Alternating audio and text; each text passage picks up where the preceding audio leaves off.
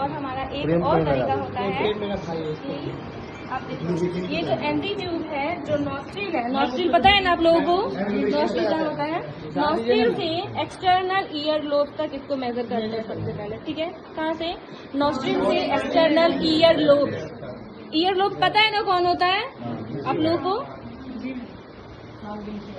उसके बाद हम लोग इतना मेजर कर लिए और ये फिर क्या करते हैं, जहाँ तक हम लोग ईयर लोब तक मेजर किए हुए हैं वहाँ से फिर ईयर लोब से हम लोग करते हैं, फिर से इसको मेजर करते हैं जीसी स्टर्नम तक, ठीक है। रिक्वायर्ड प्रोसेस पता है ना स्टर्नम का, पता है ना? तो वहाँ तक क्या करते हैं, मेजर करते हैं, ठीक है। और यहाँ पे मेजर करने के बाद आप यहाँ पे देखिए, गौर से देखिए, यहाँ पे एक लगा हुआ है ना, इधर दिखाइए मैम, टिक लगा हुआ है ना, मतलब हम सही मेजर किए हैं ना, सही मेजर। इसके बाद क्या करते हैं, 6 to 8 centimetre lubricant gel apply करते हैं एनजी ट्यूब पे।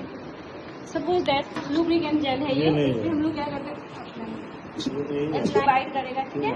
उसके बाद हम लोग क्या करते हैं, जब हम लुब्रिकेंट जेल पे अप्लाई कर देते हैं तो नॉस्ट्रिल के थ्रू हम इसको इंसर्ट करते हैं, स्लो राउंड करते हुए, ठीक है।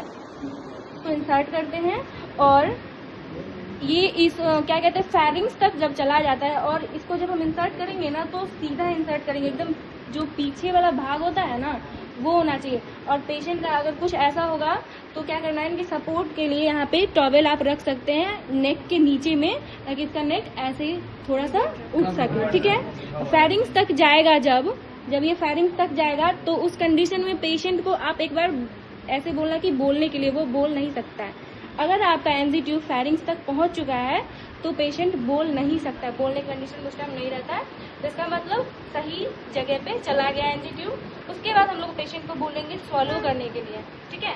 तो हमारा भाषा तो नहीं समझ में आता है ना, स्वॉलो बोलेंगे तो अगर कोई ऐसा पढ़े लिखे नहीं होंगे तो नहीं समझ आएगा। उसको बोलेंगे कि निकलने के लिए धीरे धीरे, तो वो जब धीरे धीरे निकल, अगर वो कॉन्शियस है तो धीरे धीरे वो निकलेगा, तो सपोर्ट मिलेगा एनजी ट्यूब को इंसर्ट करने में, ठीक है।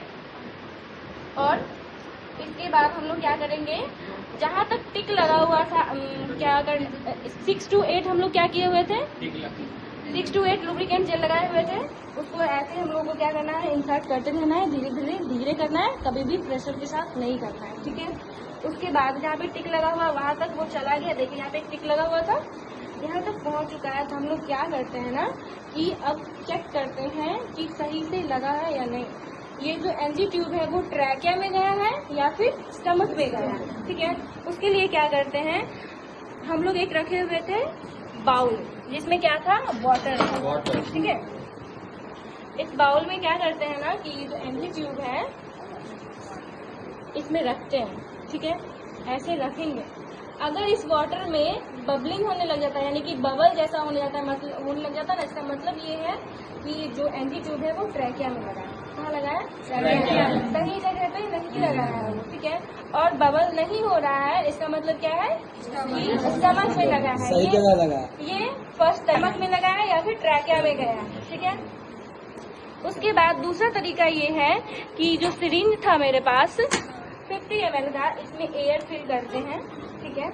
एयर फिल किए, उसके बाद ऐसा कोई भी असिस्टेंट रहता है, आप उसको दे दो इसको एयर फिल करने के लिए।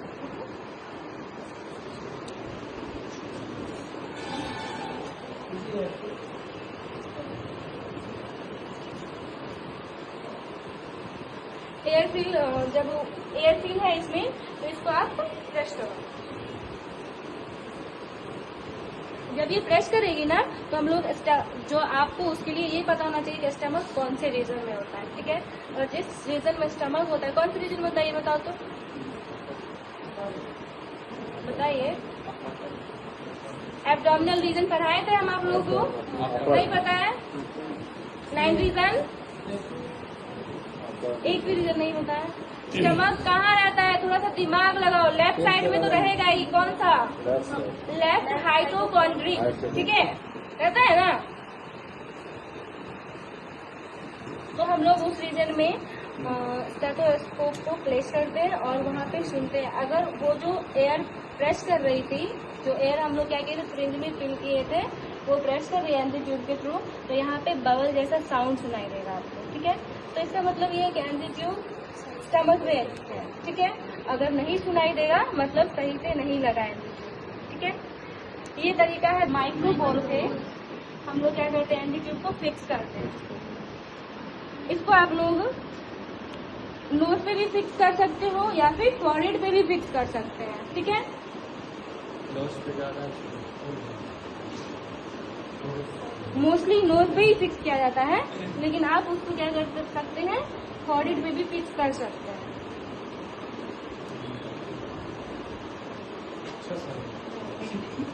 एकदम मतलब ऐसा कि अभी हम एनजी ट्यूब क्या किए, इंसर्ट किए, ठीक है। तो तुरंत आपको इसमें फीड नहीं करवाना है, थोड़ा देर रुक जाना है, उसके बाद ही कुछ भी आप इसमें फीड करवाएंगे। और जो भी फीड करवा रहे हैं वो ध्यान होना चाहिए कि वो लिक्विड सब्सटेंस होना चाहिए, सॉलिड नहीं होना चाहिए, ठीक है। एक वीडियो में